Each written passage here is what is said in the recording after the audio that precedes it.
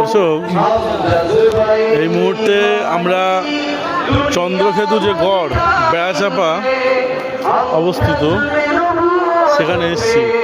এই ঐতিহাসিক জায়গাটা আপনাদের দেখানোর সুযোগ করে দিচ্ছি আমি। তো আমার ক্যামেরার মাধ্যম দিয়ে যদি ক্যামেরা চলতে চলতে কোনো ভুলভ্রান্তি কথাবার্তা বলে থাকি, আশা করি আপনারা মাফ করবেন আমাকে। এখানে পাশে একটা অনুষ্ঠান চলছে, আমাদের ওয়াকআপ প্রপার্টি নিয়ে, বিল নিয়ে একটা সমাবেশ টাইপের হচ্ছে। সেটা হচ্ছে পীরজাদা আব্বাস সিদ্দিকীর নেতৃত্বে। তো এটা হচ্ছে চন্দ্রকেতু গড়ের বাড়ি ছিল। এটা ঐতিহাসিক একটা জিনিস,